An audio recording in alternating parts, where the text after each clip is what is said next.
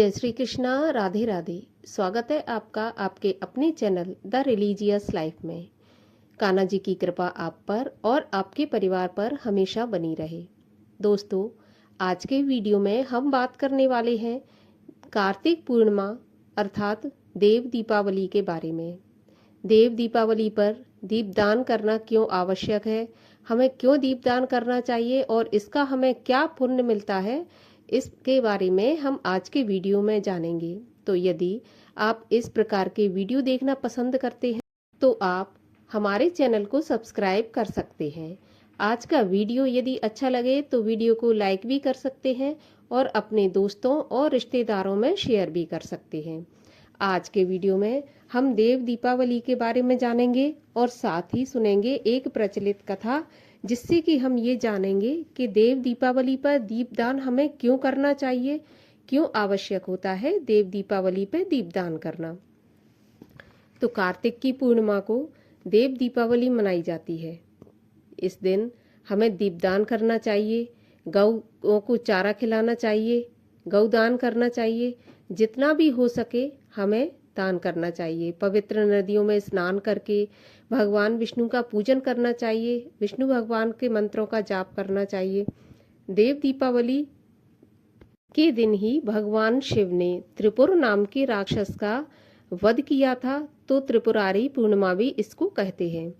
त्रिपुरारी पूर्णिमा भगवान शिव और भगवान विष्णु दोनों को ही समर्पित है, तो हमें सम्मिलित रूप से भी हम भगवान शिव और भगवान विष्णु का पूजन देव दीपावली के दिन देव दीपावली पर हमें दीपदान करना क्यों जरूरी है, क्यों हमें दीपदान करना चाहिए और इसका क्या पुण्य मिलता है, इस कथा से हम जानते हैं। इसके बारे में एक प्रचलित कथा है कि एक बार जब राजा बलि ने अपना यज्ञ किया तो यज्ञ में भगवान वामन एक भिक्षुक के रूप में उनके दरवाजे पर गए। जब उन्होंने भिक्षा में 3 पग जमीन मांगी तो राजा बलि ने खुशी खुशी वो दान करने को कह दिया।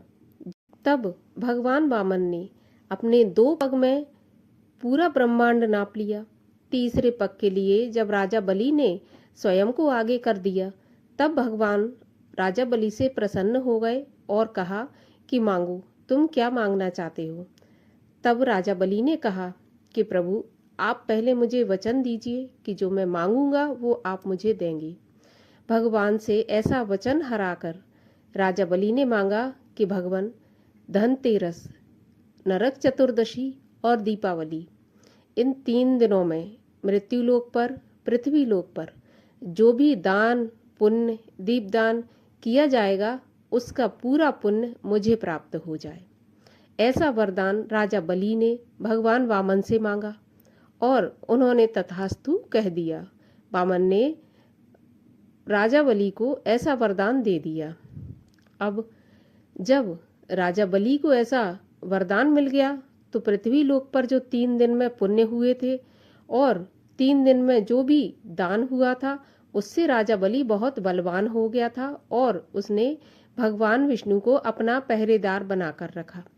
जब माता लक्ष्मी को इस बात का पता चला कि राजा बलि ने विष्णु भगवान को अपना पहरेदार बनाकर पाताल लोक में रख दिया, तो माता लक्ष्मी राजा बलि के पास गईं और उन्हें अपना भाई बनाकर उनसे कहा कि मेरा पति मुझे वापस दे दो। तब राजा बलि ने भगवान विष्णु को लक्ष्मी जी को वापस दे दिया। दीपावली के दिन माता लक्ष्मी अपने पति को वापस लेकर गईं। 2 दिन बाद राजा बलि के पास आईं, क्योंकि उन्होंने बलि को अपना भाई बना लिया था और 2 दिन बाद भाई दूज थी। तो भाई दूज पर माता लक्ष्मी अपने भाई के पास गईं, अर्थात बलि के पास गईं। उन्होंने तिलक करके राजा बलि से वचन लिया कि जो मैं मांगूंगी वो आप दोगे। राजा बलि ने ऐसा वचन लक्ष्मी जी को दे दिया।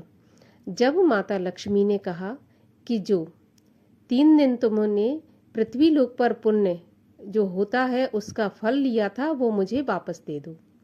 जो धनतेरस, नरक चतुर्दशी और दीपावली का पुण्य तुम्हें जो मिलता है वो हमें वापस दे दो। तब राजा बलि ने कहा कि वो तो मुझे भगवान विष्णु ने वरदान स्वरूप दिया है, मैं उसको वापस नहीं दे सकता।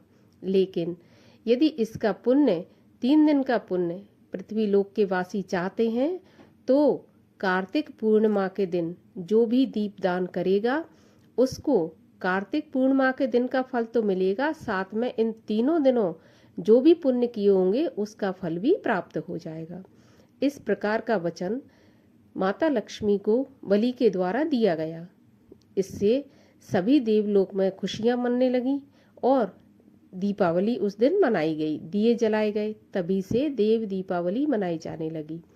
तो देव दीपावली पर दीप जलाना और दीपदान करना इसलिए और आवश्यक है कि जो हम धनतेरस, नरक चतुर्दशी और दीपावली के दिन दीप जलाते हैं उसका पुण्य हमें तभी प्राप्त होगा जब हम देव दीपावली के दिन दीपदान करेंगे। तो देव दीपावली के दिन किसी भी मंदिर में, जलाशय में या फिर किसी भी ऐसे पवित्र स्थान पर, यदि आप पवित्र नदियों के किनारे रहते हैं तो अवश्य ही वहां पर जाकर दीपदान करें, आकाश दीपदान करें। कार्तिक के महीने में 365 बाती का दीपदान भी किया जाता है। साल भर के लिए वो दीपदान होता है। यदि हम किसी भी कारणवश साल भर नहीं कर सकते तो हम एक दिन 365 बाती का दिया लगा सकते हैं। तो इस प्रकार से कार्तिक के महीने में बहुत ही आवश्यक होता है पूर्णिमा के दिन दीपदान करना, क्योंकि नहीं तो हमें ना तो दीपावली का फल मिलेगा, ना धनतेरस का, ना नरक चतुर्दशी का। देव दीपावली के दिन हमें दीपदान अवश्य करना चाहिए। भगवान श्री नारायण का नाम का जाप करना चाहिए। देव दीपावली के दिन हमें चाहिए कि हम सुबह किसी भी पवित्र नदी में स्नान करें। यदि नहीं है पवित्र नदी तो पवित्र नदियों का ध्यान करके अपने घर पर ही स्नान करें। भगवान विष्णु, भगवान शिव का पूजन करें। सारा दिन भगवान विष्णु के और भगवान शिव के नाम का उच्चारण करें। इसके बाद चंद्रमा को भी अर्घ दिया जाता है, क्योंकि पूर्णिमा को चंद्रमा भी 16 कलाओं से युक्त रहता है। तो चंद्रमा को अर्घ दिए और चंद्रमा के दर्शन करें। चंद्रमा की रोशनी में भी कम से कम 15 से 20 मिनट अवश्य बैठें। इससे हमारे शरीर को आरोग्यता प्राप्त होती है, जो भी दुख बीमारी होती है वो समाप्त हो जाती है। तो अब हम ये जान लेते हैं कि देव दीपावली कब मनाई जाएगी। तो देव दीपावली 15 नवंबर को मनाई जाएगी और दीपदान का शुभ मुहूर्त रहेगा शाम को 5:10 से लेकर 7:47 तक। इसी बीच में हमें दीपदान कर लेना चाहिए।